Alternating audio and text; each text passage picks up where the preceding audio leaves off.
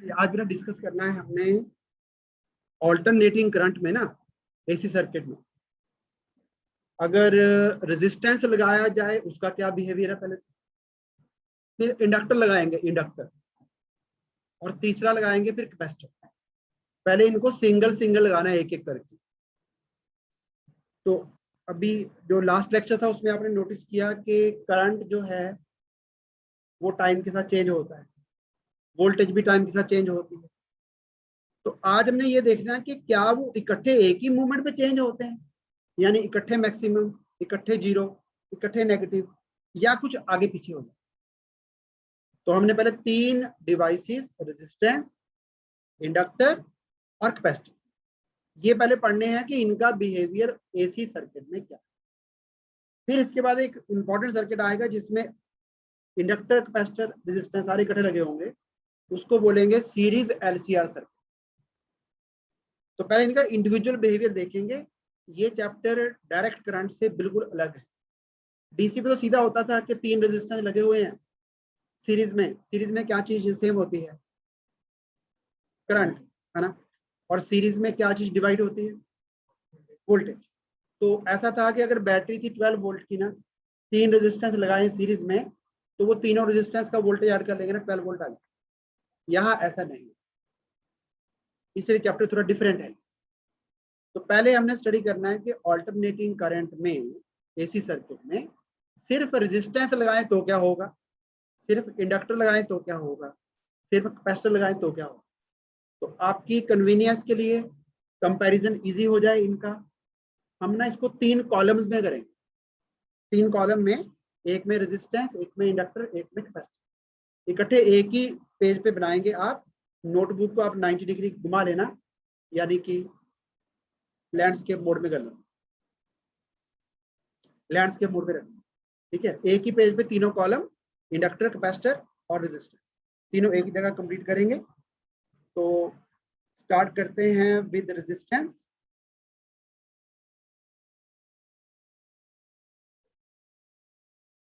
तो behaviour of pure resistance, inductor and capacitor in AC. शुरू करें।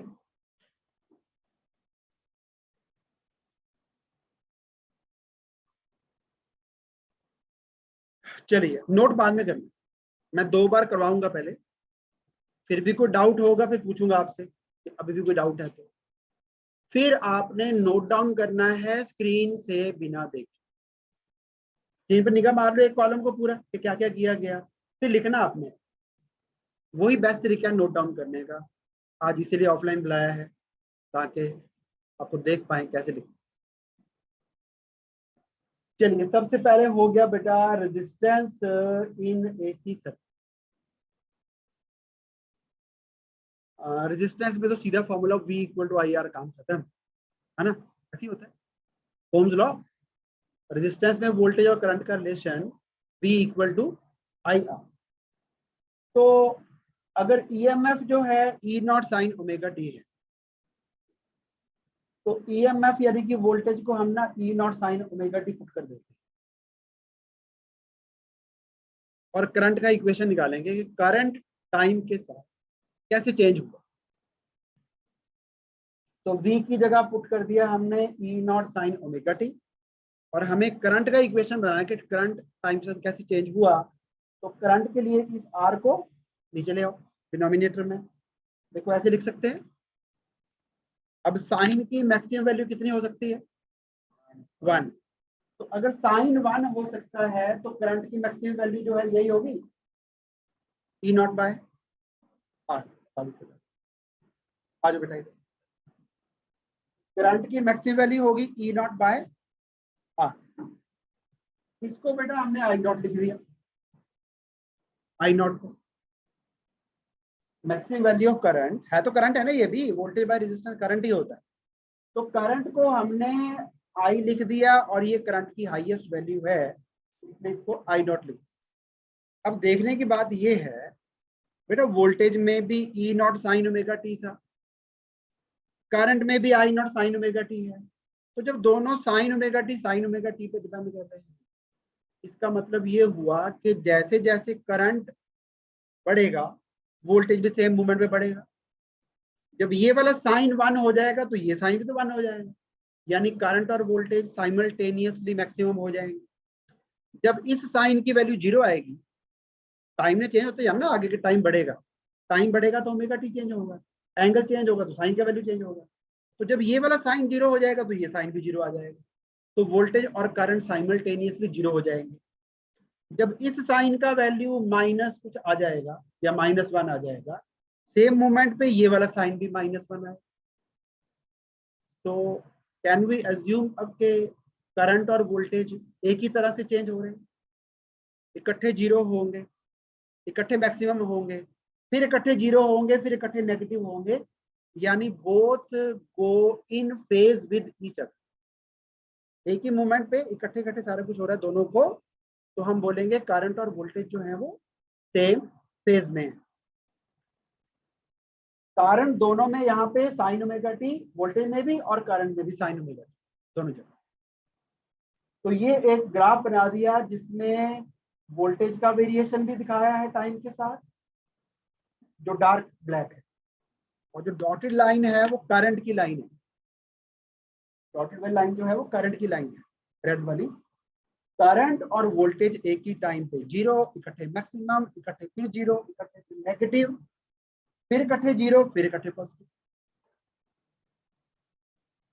तो करंट और वोल्टेज क्या लिखा है, they are in same phase, ठीक है, साइमल्टेनियसली एक ही मूवमेंट पे उनका वैल्यू हाईएस्ट, 0 लोएस्ट है। अब इसका बनता है एक फेज डायग्राम। फेज डायग्राम में दिखाना होता है कि करंट और वोल्टेज में कितने डिग्री एंगल का डिफरेंस है। तो अभी तो कोई डिफरेंस है ही नहीं, तो यहाँ पे क्या किया हमने, जिधर को वोल्टेज मार्क किया हुआ है, वोल्टेज अक्रॉस रेजिस्टेंस, उसी डायरेक्शन में बेटा करंट भी मार्क किया हुआ है। यानी दो वेक्टर जैसे एक ही डायरेक्शन में हो, कितना एंगल होता है, 0। तो करंट और वोल्टेज में फेज डिफरेंस नहीं है, मतलब दोनों में ये एंगल ओमेगा टी है, कोई एंगल का फर्क नहीं है। इसको बोलते हैं फेज डायग्राम। और लास्टली मुझे डिस्कस करना है तीनों केसेस में कि क्या फ्रीक्वेंसी चेंज करने से, एसी की फ्रीक्वेंसी बदलने से जो करंट को अपोजिशन मिलना है वो क्या चेंज होता है या सेम। तो जो रेजिस्टेंस है बेटा उसमें कोई फ्रीक्वेंसी वाला टर्म नहीं है। अगर ये 50 ओम का है तो फ्रीक्वेंसी चाहे 0 हो, डीसी सप्लाई हो, ये हमेशा 50 ओम ही रहेगा। तो फ्रीक्वेंसी के साथ रेजिस्टेंस में कोई चेंज नहीं आता। ऐसा इसलिए कर रहा हूँ क्योंकि आगे वाले जो दो डिवाइस आने वाले हैं, इंडक्टर कैपेसिटर, उनमें चेंज आएगा, रेजिस्टेंस में नहीं आएगा। तो जो चीज बेटा चेंज नहीं होती उसका ग्राफ कैसा होता, straight line parallel two variable axis. बेटा ग्राफ टेढ़ा हुआ फिर तो चेंज होगा, जैसे से फ्रीक्वेंसी बढ़ेगी रेजिस्टेंस बढ़ेगा।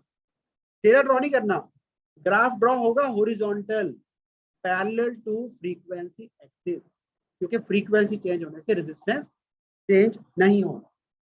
तो लास्ट में फ्रीक्वेंसी वर्सेस आर, ये ग्राफ आएगा स्ट्रेट पैरेलल टू फ्रीक्वेंसी। दोबारा फिर देख लो सारा कुछ। एसी सप्लाई के साथ अगर रेजिस्टेंस को जोड़ते हैं तो रेजिस्टेंस में करंट जो है वो नॉर्मल जो ओम्स लॉ था उसी से ही लिखना है, V equal to I R, यानी I equal to V by R. V की जगह आपने E naught sine omega T, वो पुट करने के बाद ये ई नॉट जो है ना, ये peak value of voltage, peak value को रेजिस्टेंस से डिवाइड कर दोगे वो पीक वैल्यू ऑफ करंट आ जाए। तो यहाँ भी साइन ओमेगा टी था, यहाँ भी साइन ओमेगा टी था, तो दोनों का जो वेरिएशन है टाइम के साथ वो सेम फंक्शन से रिप्रेजेंट हो रहा है, साइन ओमेगा टी। तो साइन कर्व आप जानते हैं, साइन कर्व देखा हुआ सभी ने ना, मैथ्स वाले बच्चों ने, बेटा यही होता साइन कर्व, इतना यहाँ तक होता, तो वही ड्रॉ किया हुआ। करंट के लिए भी वही है, वोल्टेज के लिए भी वही है। हाँ, करंट की जो पीक वैल्यू है वो डिफरेंट है। मान लो वोल्टेज का पीक वैल्यू 50 वोल्ट है, रेजिस्टेंस 5 ओम का है, तो 50/5 करेंगे 10 एम्पीयर आएगा। करंट ज्यादा से ज्यादा 10 एम्पीयर तक जाए। तो करंट का पीक वैल्यू और वोल्टेज का पीक वैल्यू वो डिफरेंट हो सकते हैं, बट जो चेंजेस आएंगे करंट और वोल्टेज में वो एग्जैक्टली सिमिलर हो, इकट्ठे हो। चलो यहाँ पे हमने इसको बोलते हैं फेज डायग्राम। इधर को एंगल लिखा हुआ है इस तरफ को, बट अभी करंट और वोल्टेज में कोई एंगल का फर्क ही नहीं है, तो दोनों को एक ही डायरेक्शन में ड्रॉ कर दिया। और जो लास्ट वाला ग्राफ है वो है कि रेजिस्टेंस फ्रीक्वेंसी चेंज होने से चेंज हुआ कि नहीं हुआ, तो वो चेंज नहीं हुआ। दूसरा आ रहा है अब इंडक्टर। इंडक्टर के लिए पहले P और I का रिलेशन, तो जरा चलते हैं पिछले यूनिट में, पार्ट में हमने एक सेल्फ इंडक्टेंस पढ़ा, याद आ गया? सेल्फ इंडक्टेंस वहां लिखा था हमने phi इक्वल टू L, याद आ गया? और इसको डिफरेंशिएट करके हमने लिखा था induced EMF D phi by D T, minus sign भी था नो डाउट, वो लिखा था हमने minus L D I by D T. ऐसे ना, ये वो वोल्टेज है, वो ईएमएफ है जो इंडक्टर अपने अक्रॉस बना लेता है करंट के चेंज को अपोज करने की। इंडक्टर नहीं चाहता करंट चेंज हो, इंडक्टर करंट के चेंज को अपोज करता है। रूल वही पुराना लेंजिस लॉ, लेंजिस लॉ था ना, कि जो इंड्यूस्ड ईएमएफ है वो अपने कॉज को यानी कि फ्लक्स के चेंज को अपोज करता है, उससे उल्टा होता, उल्टा होता तो माइनस होता। अब याद करो जब हमने +1 में एक स्प्रिंग वाला केस पढ़ा था कि स्प्रिंग में कितनी एनर्जी स्टोर होगी, तो उस डेरिवेशन में हमने क्या किया, एक स्प्रिंग लिया, उसको कुछ डिस्टेंस से x से कंप्रेस कर दिया, तो स्प्रिंग ने रिस्टोरिंग फोर्स कितना लगाया था, -kx, और हमने क्या फोर्स लगाया था उसको और दबाने के लिए, +kx, अप्लाइड फोर्स +kx। उसी तरह इंड्यूस्ड ईएमएफ इंडक्टर ने अपोज करने के लिए क्रिएट कर लिया कि भाई मेरे बीच में से जो करंट जा रहा है उसको चेंज मत करो, जो करंट मेरे थ्रू निकल रहा है उस करंट को आप चेंज मत करो, बट आपने दिया है ऑल्टरनेटिंग करंट, आपने वो करंट चेंज करना ही करना है। तो जो हम ईएमएफ लगाएंगे बाहर से वो इससे उल्टा होगा ना, -LdI/dt से। तो हमने जो सप्लाई दी है उसका रिलेशन होगा +LdI/dt। दोबारा बता रहा हूं, इंडक्टर के थ्रू करंट को चेंज करना है मुश्किल, क्योंकि वो चाहता ही नहीं है कि करंट चेंज हो। स्प्रिंग को दबाना है मुश्किल, क्योंकि स्प्रिंग नहीं चाहता मैं दबूं, तो जब आप उसको प्रेस करते हो ना वो बाहर को फोर्स लगाता है। इंडक्टर में जब आप करंट चेंज करते हो तो एक अपोजिंग ईएमएफ वो अपने क्रॉस बना लेता है, पर हमने तो चेंज करना है, चेंज करना है तो हम जो फोर्स लगाएंगे स्प्रिंग पे, इंडक्टर के क्रॉस जो वोल्टेज लगाएंगे वो अपोजिंग फोर्स से, अपोजिंग वोल्टेज से उल्टा होगा। उल्टा होगा तो हम लगाएंगे +LdI/dt। तो इंडक्टर के अक्रॉस वोल्टेज अप्लाइड और करंट का रिलेशन होगा E = -LdI/dt नहीं डालना आपने, +LdI/dt डालना। बेटा यहां तक किसी को डाउट है? क्लियर है? दोबारा, इंडक्टर अपने थ्रू करंट को चेंज होने से रोकता है, रोकने के लिए वो अपने अक्रॉस एक ईएमएफ इंड्यूस कर लेता है, इतना ये चेंज मत करो, बट हमने चेंज कर देना है।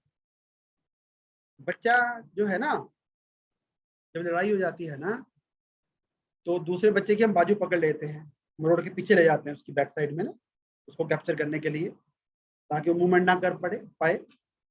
तो बच्चा तो जोर लगाता है कि मैं बाजू अपने आगे ले आऊं, बट आपने उसको काबू करना है, आप उससे उल्टा फोर्स लगा। इंडक्टर नहीं चाहता करंट चेंज हो, बट हमारा करंट ही ऑल्टरनेटिंग है, करंट तो चेंज होना ही होना है। तो हमने जो वोल्टेज अप्लाई करनी है उस करंट को चेंज करने के लिए, वो इस वोल्टेज -LdI/dt से उल्टी होगी। ये वो वोल्टेज है जो इंडक्टर ने खुद के अक्रॉस बना ली, हमने नहीं दी, हमने इससे उल्टे वाली देनी। तो इंडक्टर के अक्रॉस वोल्टेज और करंट का relation E equal to L D I by D. अब बेटा इधर आपने करंट का रिलेशन निकाला है ना, तो उधर भी हम चाहते हैं करंट का रिलेशन निकलाएंगे, बट यहाँ पे डी आई आ गया, तो डी आई को आई बनाने के लिए क्या करूं, इंटीग्रेट, है ना। अच्छा निकालना करंट है सिर्फ, तो डी आई को एक साइड पे छोड़ के ना बाकी सारा मटेरियल दूसरी तरफ ट्रांसफर कर, तो एल जाएगा नीचे, देखो ई बाई एल आ जाएगा, और ये डी टी जाएगा ऊपर। और वोल्टेज जो आपने अप्लाई की वो तो एसी वोल्टेज है, E naught sine omega T, कुछ बुक्स में V naught sine omega T वो भी चलेगा, ई नॉट वी नॉट चलेगा। अच्छा ई नॉट की वैल्यू पुट कर दी, अब करना दोनों साइड इंटीग्रेट। तो हर्ष बेटा साइन ओमेगा टी का इंटीग्रल क्या हो, साइन ओमेगा टी का इंटीग्रेशन जोरावर बेटा ना, minus cos omega T by omega. देखो जो पहला लेक्चर था ना अपना फर्स्ट लेक्चर, उसमें इंटीग्रेशन ही था, डिफरेंशिएशन। जो पहला पेज है, पहला पेज खोल लो अपना जरा, वहां दिख जाएगा आपको। ऑल्टरनेटिंग करंट का पहला पेज देख लो जरा, जिसमें सारे फॉर्मूले लिखे थे आपने साइन कॉस वाले, डी बाई डी एक्स भी था और इंटीग्रेशन भी था। तो साइन का इंटीग्रल क्या था, माइनस कॉस, ठीक है, बट अगर साइन टी होता तो माइनस कॉस टी आ जाता। ये है साइन ऑफ ओमेगा टी। कुछ और भी करना है अभी, divide by omega, very nice, divide by omega भी करना। तो E naught by L minus cos omega T by omega, और डी आई का इंटीग्रल तो आई आ ही जाएगा, वो तो सिंपल ही है। Integral D T is T, integral D X is X, तो integral D I is I. अब ये हो गया पहले की तरह, जैसे ये था ना बेटा peak voltage by resistance that was current, ये भी पीक वोल्टेज बाय रेजिस्टेंस ही एक तरह का, तो ये भी पीक करंट है, इसको आई नॉट लिख सकते हैं। बट अब मुझे कंपेयर करना है इसको और इसको कि कौन आगे कौन पीछे है। पिछली बार दोनों जगह साइन साइन आ गया था रेजिस्टेंस में, तो अब मुझे माइनस कॉस ओमेगा टी को sign omega T and something लिखना है, तो जरा सोच के बताओ जरा क्या होना चाहिए। व्हाट आई वांट,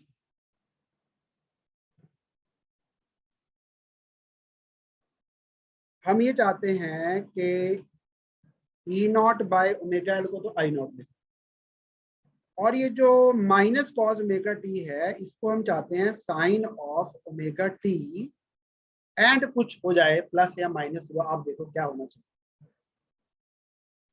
देखो ये अपना एंगल ओमेगा टी है। अच्छा ये तो पक्का है ना कि साइन का कॉस बनाना है, तो क्या आना चाहिए, 90 आना चाहिए। तो ये तो पक्का हो गया कि यहाँ पे 90 आए, प्लस 90 या माइनस 90, ये कंफर्म है, तभी साइन कॉस भी चेंज होगा। अगर तो मैं ओमेगा टी में प्लस 90 डिग्री कर देता, ये मैंने प्लस कर दिया, कौन सा क्वाड्रेंट हुआ ये, सेकंड क्वाड्रेंट में। सेकंड क्वाड्रेंट में साइन प्लस होता है कि माइनस होता है, प्लस होता है, तो फिर तो ये आंसर बेटा जो है वो प्लस आएगा ये, बट हमें प्लस नहीं चाहिए, हमें तो माइनस वाला चाहिए, हमें चाहिए माइनस। तो क्या किया जाए फिर, माइनस के लिए यहाँ पे माइनस लगा, ओमेगा टी एंगल में से 90 डिग्री पीछे को आ जाओगे ना, कौन सा क्वाड्रेंट है, फोर्थ में साइन की वैल्यू नेगेटिव होती है ना, तो हमें sine of omega T minus pi by 2 लिखना। व्हाट द पॉइंट, दोबारा सुनो, अगर आपने वोल्टेज को करंट से कंपेयर करना है ना, कि कौन आगे है कौन पीछे है या कितने एंगल का डिफरेंस है। उसके लिए आपको साइन बनाना पड़ेगा। यहाँ बड़ा एक बंदा इंडिया से गया, उसकी जेब में 80,000 रुपीज है, उसकी जेब में 80,000 रुपीज। एक और उसको दोस्त मिला कनाडा में, उसकी जेब में $4,000 है। किसके पास ज्यादा पैसे हैं? एक के पास 80,000 है, दूसरे पास $4,000 है। पंगा पड़ गया ना। पता तब लगेगा अगर दोनों का अमाउंट जो है वो डॉलर में लिखो, या उसके डॉलर को रुपीज में कन्वर्ट कर लो, तो पता लगेगा। तो अगर आपने करंट और वोल्टेज को कंपेयर करना है इन टर्म्स ऑफ एंगल कि कौन आगे चल रहा है कौन पीछे चल रहा है, उसके लिए आपको दोनों जगह साइन साइन चाहिए। वोल्टेज में साइन ओमेगा टी है, करंट वाली इक्वेशन में भी साइन लेके आओ। तो ये जो माइनस कॉज है ना, माइनस कॉज को आप साइन में चेंज करो, यानी इसकी जगह आप लिखेंगे sine of omega T minus plus pi by 2 भी कर सकते थे, लेकिन उससे ना फिर साइन ये नेगेटिव नहीं आ रहा, फिर प्लस आ रहा। ओके, अब कंपेयर कर सकते। वोल्टेज में साइन ओमेगा टी, करंट में sign omega T minus pi by 2। इसका मतलब है वोल्टेज पहले मैक्सिमम हो जाता है, करंट उससे पीछे चलेगा, वो बाद में मैक्सिमम होगा। करंट और वोल्टेज आगे पीछे हो जाएंगे। जैसे यहाँ पे इकट्ठे मैक्सिमम इकट्ठे जीरो हो रहे थे ना, ऐसे नहीं होंगे।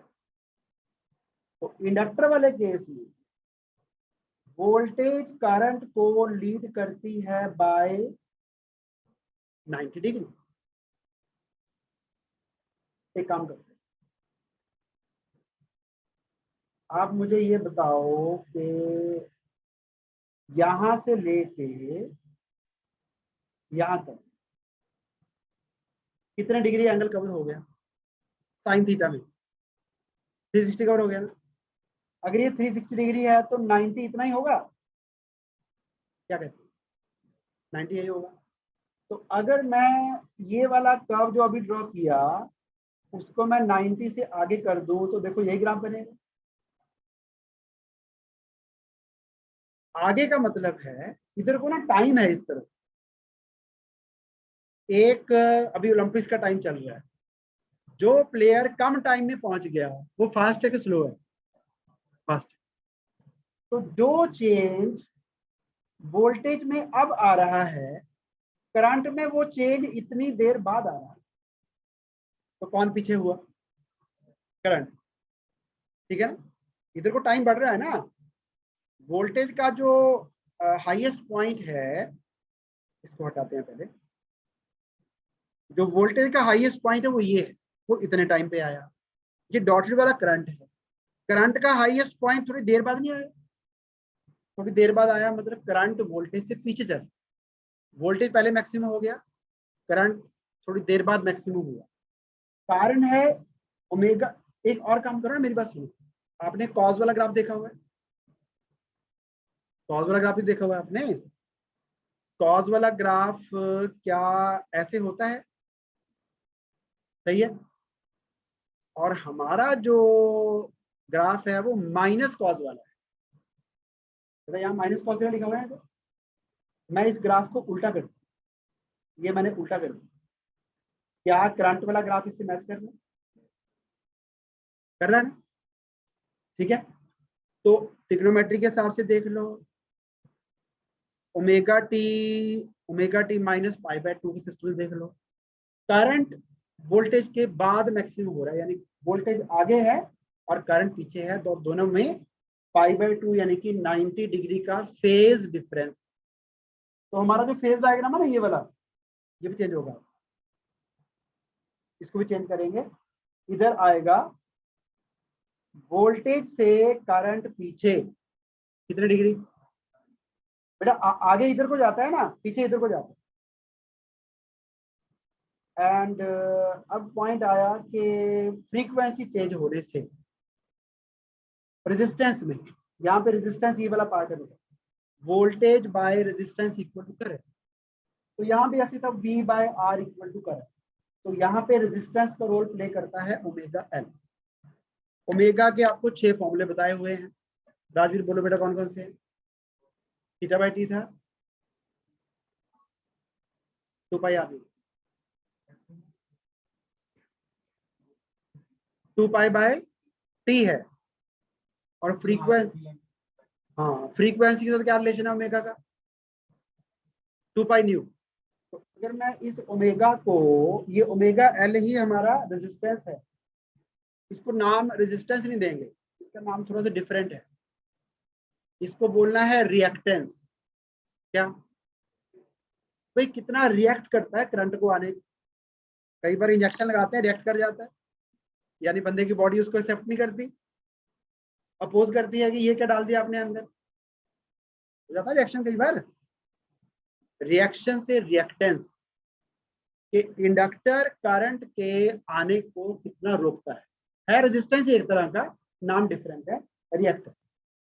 तो रिएक्टेंस बेटा, रिएक्टेंस का सिंबल है एक्स, क्योंकि ये इंडक्टर का रिएक्टेंस है इसलिए एक्स एल, इंडक्टेंस को एल लिखते थे ना, reactance of an inductor X L equal to omega L.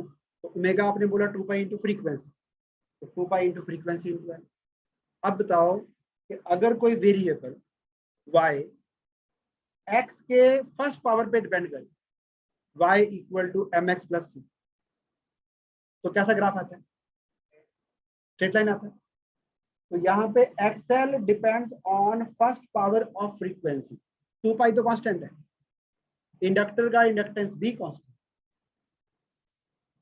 तो फ्रीक्वेंसी के साथ रिएक्टेंस स्ट्रेट लाइन के साथ चेंज होगी, नंबर 1। नंबर 2, उसमें जो c होता था y equal to M X plus C, तो c यहाँ पे है नहीं, तो ग्राफ ओरिजिन से स्टार्ट होगा, सेंटर में से, ओरिजिन में से निकलेगा, तो ग्राफ को यहां से स्टार्ट करना है, ऐसे आएगा। अब बताओ डीसी की फ्रीक्वेंसी क्या होती है?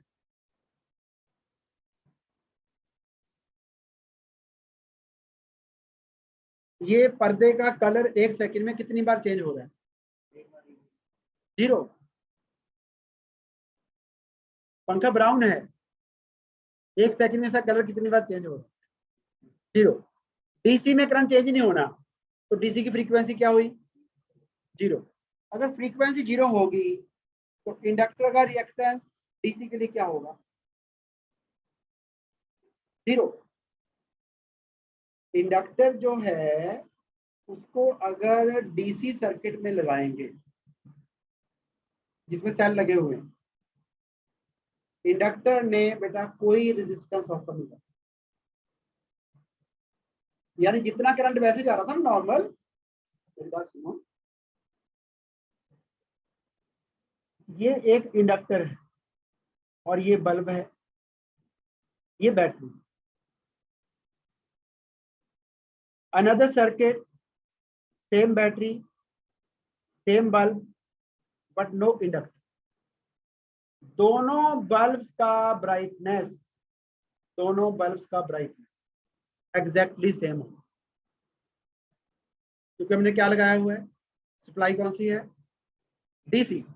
डीसी में इंडक्टर करंट को अपोज ही नहीं करता, करंट एक ही जैसे रहना, बिना इंडक्टर के भी उतना ही करंट, विद इंडक्टर भी उतना ही करंट। तो इंडक्टर का रिएक्टेंस डीसी सर्किट में 0, तो डीसी में एक्सएल 0 क्योंकि फ्रीक्वेंसी डीसी की 0 होगी। दोबारा फिर देख लो, इंडक्टर को जब एसी में लगाओगे तो इंडक्टर के अक्रॉस जो वोल्टेज हम अप्लाई करें, जो इंडक्टर ने डेवलप कर लेनी है वो minus L D I by D T, हमने उससे उल्टी अप्लाई करनी, तो plus L D I by D T. Formula develop करना था करंट का, तो डी आई को यहाँ छोड़ के बाकी सारा टर्म्स लेफ्ट पे शिफ्ट कर दो, इंटीग्रेट करो, ई का वैल्यू पुट कर दो, E naught sine omega T, D I का इंटीग्रल आई साइन का इंटीग्रल माइनस कॉस, और ओमेगा टी को जो ओमेगा है उससे डिवाइड भी करना है। तो ये वाला पार्ट हो गया peak current. Minus cos omega T लाने के लिए sign omega T minus pi by 2 करना है, ताकि हम फोर्थ क्वाड्रेंट में पहुंच जाएं, वहां पे साइन होता माइनस। प्लस पाई बाय 2 करेंगे तो प्लस कॉस आ जाएगा। तो sine of omega T minus pi by 2 आया करंट में। तो वोल्टेज के कंपैरिजन में करंट 90 डिग्री पीछे चल रहा है, यानी जो चीज वोल्टेज को पहले होगी वही करंट को बाद में होगी। समझ में आ गई? करंट में उसी वही चेंज बाद में आना, लेकिन ग्राफ एक सा ही रहेगा। साइन और कॉस का ग्राफ एक ही होगा, उनके टाइमिंग आगे पीछे होते हैं। तो इसको फेज डायग्राम में दिखाया, वोल्टेज को हमने दिखा दिया अलोंग एक्स एक्सिस, करंट को 90 डिग्री कर दिया पीछे। और ये जो पार्ट है ओमेगा एल, ये रेजिस्टेंस का रोल प्ले करता है। तो इसको लिखा हमने ओमेगा को 2 पाई फ्रीक्वेंसी। तो इंडक्टर का रिएक्टेंस फ्रीक्वेंसी की फर्स्ट पावर पे डिपेंड करता है। तो फ्रीक्वेंसी के फर्स्ट पावर पे डिपेंड करेगा, दैट मीन्स जो ग्राफ है वो y equal to M X वाला आएगा, जो कि स्ट्रेट लाइन होता है। तो स्ट्रेट लाइन आ गया। और डीसी सप्लाई के लिए फ्रीक्वेंसी होती है 0। फ्रीक्वेंसी 0 तो फिर इंडक्टर का रिएक्टेंस भी डीसी के लिए 0। अब तीसरा है कैपेसिटर। कैपेसिटर में आपने कोई ना V और I का रिलेशन नहीं पढ़ा। V और I का रिलेशन कोई नहीं था कैपेसिटर को, अभी तक पढ़ा नहीं हमने कोई भी। चलो याद करो, इलेक्ट्रोस्टैटिक्स में जो सबसे पहला फॉर्मूला था कैपेसिटर, C इक्वल टू क्या था? याद करो, किसी कैपेसिटर की कैपेसिटेंस का फॉर्मूला था क्या? C equal to Q equal to C भी था। हाँ, गुड गुड, बहुत अच्छा। Charge stored on a capacitor equal to C into V था, शुरू ही वहीं से होता कैपेसिटर। तो Q equal to C V, but हमें Q नहीं चाहिए, हमें ना करंट चाहिए। तो current is equal to D Q by D T नहीं होता है? तो हम क्या करते हैं, Q equal to C V को अगर डिफरेंशिएट करेंगे, D Q by D T कर देंगे, कैपेसिटेंस तो कांस्टेंट होता है, वो कांस्टेंट बाहर आ जाएगा, तो अंदर बचेगा DV by D T.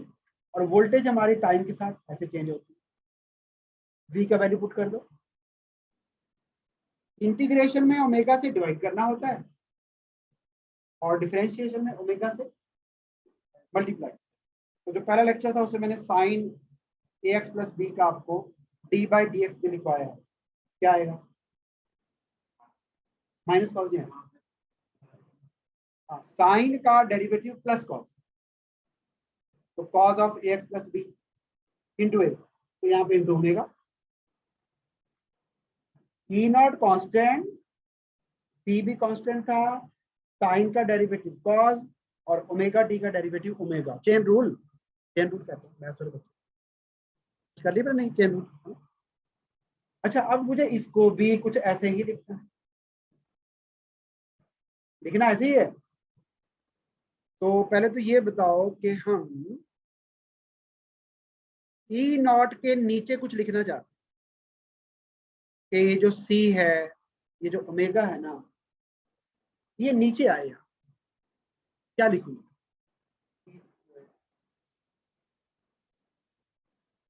I want E naught, sine तो बना देंगे कुछ ना कुछ बाद में जो भी होगा। ये जो बाकी के दो सी और ओमेगा है ना, ये मैं चाहता हूं यहां पे लिखा जाए।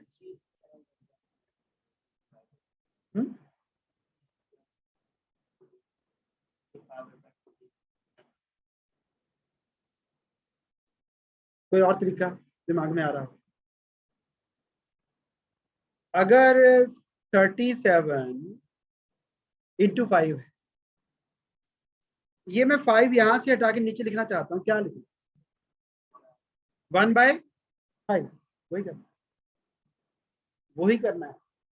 तो ये सी और ओमेगा को नीचे ले जाके ऐसे लिख सकते हैं, अल्टीमेटली मल्टीप्लाई हो जाएगा। 19 समझ आ गया बेटा? तो करते हैं सेम। तो ये ओमेगा और सी को लिखो नीचे।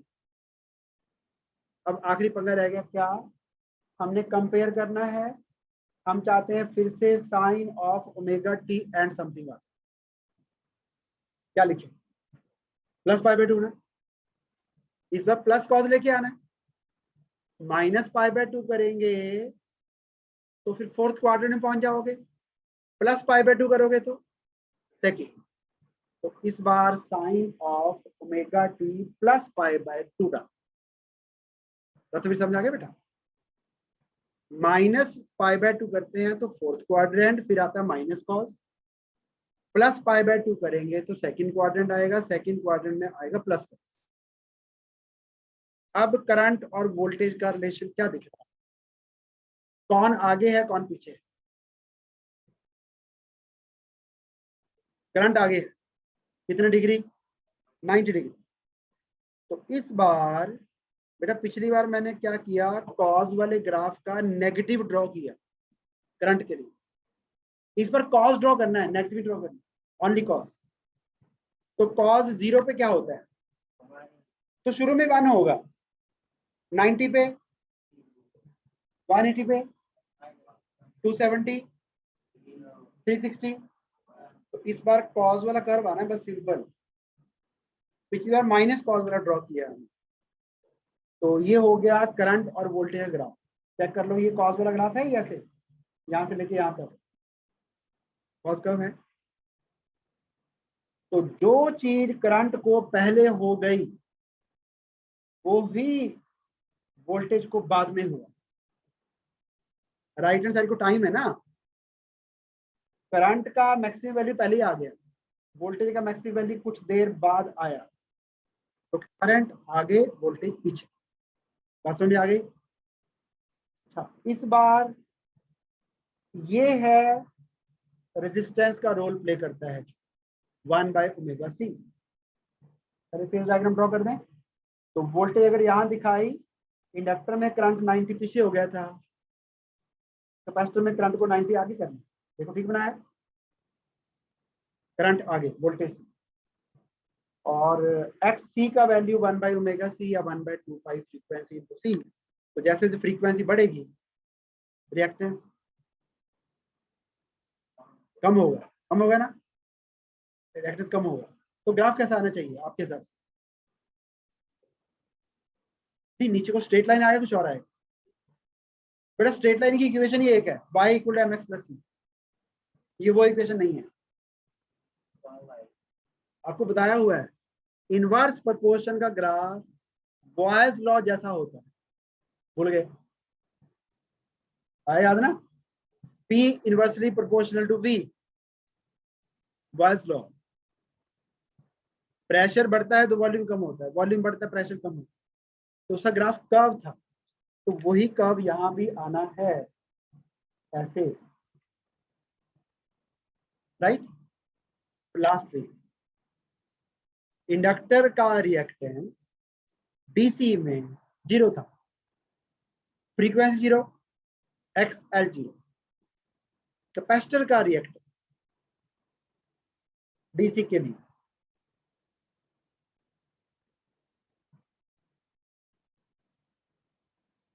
कैपेसिटर का रिएक्टेंस डीसी के लिए,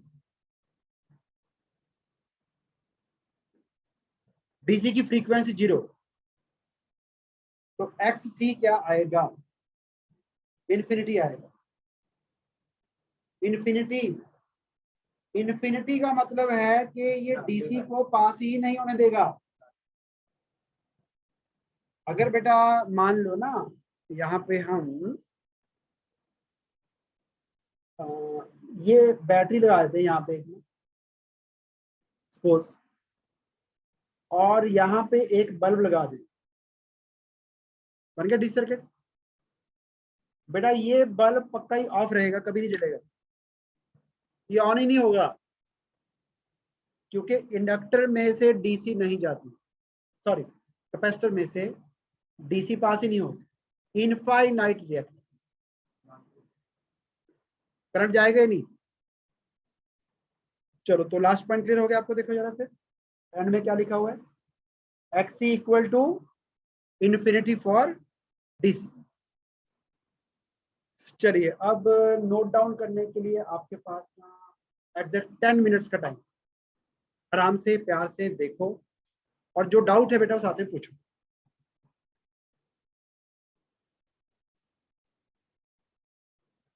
चलिए 2004 का क्वेश्चन है,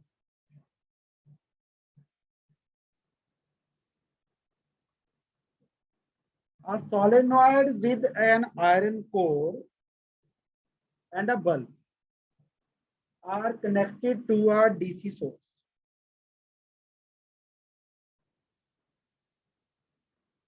चलो ये हो गया इंडक्टर, इंडक्टर के अंदर आयरन का है कोर, आयरन के ऊपर लपेटा हुआ है, साथ में एक बल्ब, और सप्लाई कौन सी है, सप्लाई है DC।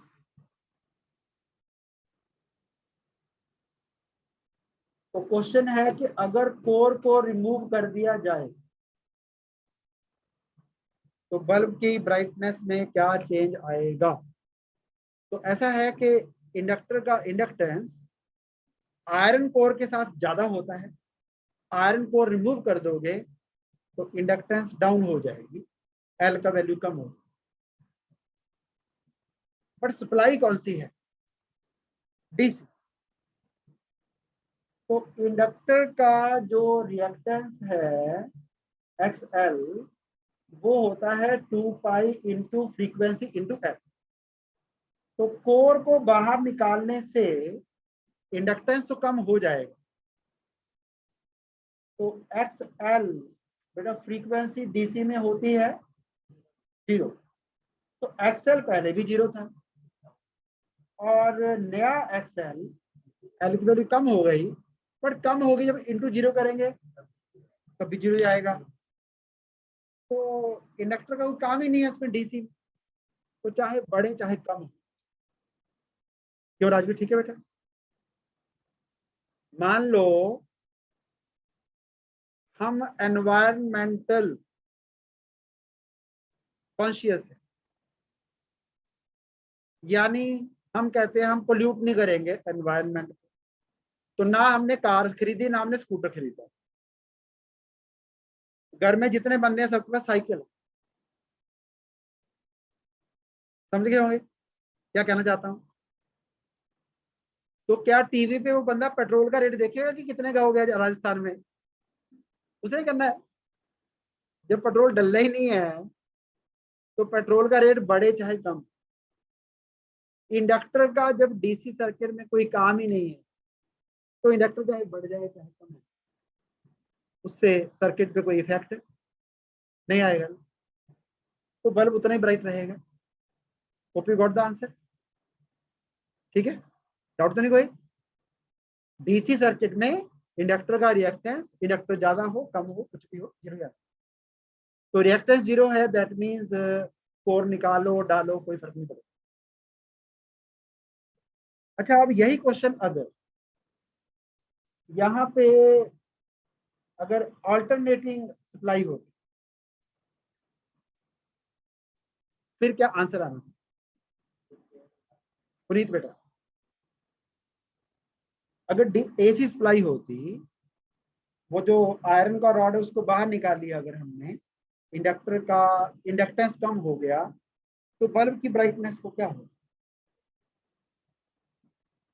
जोर से बोलना, जोर से, कोई बात घबराना नहीं है, इंक्रीज हो जाएगी।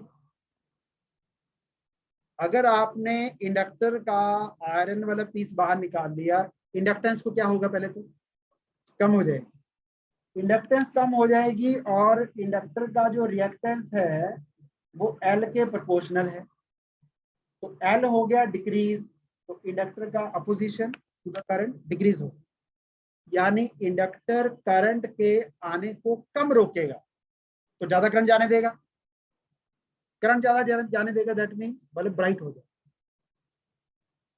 क्लियर है सभी को, नो डाउट। DC है नो चेंज, AC है तो चेंज आएगा। चलिए नेक्स्ट क्वेश्चन, कंसेप्चुअल क्वेश्चन, पहले आप ट्राई करो इसको। कंसेप्चुअल क्वेश्चन में क्वेश्चन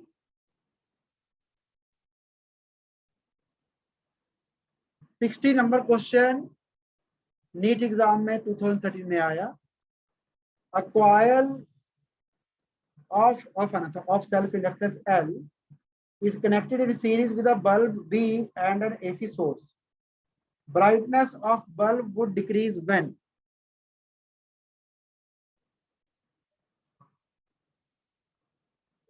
फर्स्ट ऑप्शन अभी तो क्या सेम क्वेश्चन है ना।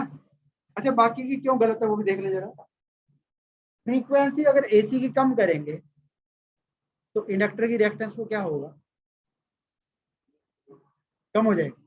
कम हो जाएगी रिएक्टेंस, दैट मीन ज्यादा करंट जाएगा, फिर तो ब्राइट होगा। नंबर ऑफ टर्न्स पे इंडक्टेंस था L equal to mu naught N square, total number of turns square, into area by L। Inductance का फॉर्मूला देख लेना, पिछले पार्ट में किया। नंबर ऑफ टर्न्स अगर रिड्यूस करेंगे तो इंडक्टेंस कम होगा, इंडक्टेंस कम होगा तो कम अपोज करेगा तो बल्ब ब्राइट हो। ये अभी मैंने कराना है आपको। Capacitance of reactance XC equal to XL is included in the same circuit, ये बाद में कराऊंगा। ये अभी हमने ना कैपेसिटर और इंडक्टर इकट्ठे करने हैं सीरीज LCR सर्किट, बाद में आएगा, लेकिन बाद में क्लियर हो जाएगा, अभी नहीं क्लियर होगा। 2017 में क्वेश्चन आया, एक डिवाइस है X, उसको AC सोर्स से कनेक्ट किया, तो variation of voltage, variation of current, variation of power are shown in the graph. कौन से पेज पे क्वेश्चन बताइए मेरा? 132 4, पेज नंबर 134।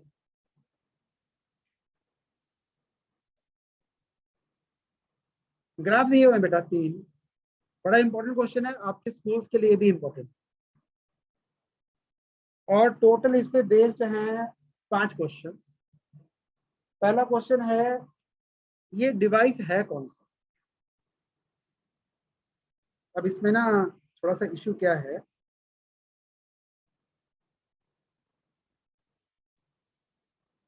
यहां तक एंगल दिया है 2 पाई, 2 पाई मतलब 360 डिग्री, एक साइकिल पूरा। तो पहले voltage is V naught sine omega T. इन तीनों ग्राफ्स में से साइन वाला ग्राफ कौन सा है, यानी जो वोल्टेज कौन सी है, सोच के बताओ, सोच के बेटा। यहाँ पे 360 डिग्री पूरा हो रहा है, 360। साइन ऑफ जीरो क्या होता है, बी होएगा, बी बेटा। साइन 0 0, साइन 90 बेटा। अगर यहाँ पे 360 है तो यहाँ पे 180 है और यहाँ पे 90 है। 90 पे साइन 1 होना चाहिए, 180 पे 0, 270 पे -1, 360 0। तो ये है साइन कर्व, ये है वोल्टेज। और करंट और वोल्टेज थोड़ा सा आगे या पीछे होते हैं, तो ऐसा ही ग्राफ एक और कौन सा है जो थोड़ा आगे पीछे है, सी वाला है। इसका मतलब ये हुआ कि ये अपनी वोल्टेज है और ये अपना करंट है, ये वाला। तो ये करंट वाला graph sine, cos, minus cos किसको रिप्रेजेंट करता है, प्लस कॉस करता है। तो प्लस कॉस कौन से डिवाइस में आया था, करंट में, कैपेसिटर में। इसका मतलब डिवाइस X जो है वो एक कैपेसिटर है। समझ आ गया क्या, दोबारा बताना है, दोबारा देखो दोबारा। वोल्टेज वाला ग्राफ साइन कर्व है, साइन कर्व अपना ये बना है। इसी के जैसा ग्राफ आपको और ढूंढना है जो थोड़ा इससे आगे या पीछे हो, तो वो कर्व है ये डॉटेड वाला, और ये कॉस वाला ग्राफ। तो प्लस कॉस आया अपना कैपेसिटर में, इंडक्टर में आया था माइनस कॉस करंट में। तो ये डिवाइस है कैपेसिटर। तो डिवाइस इज आर। चलिए अगला क्वेश्चन क्या है, ए बी सी में से वोल्टेज कौन दिखाता है, करंट कौन दिखाता है और पावर कौन दिखाता है।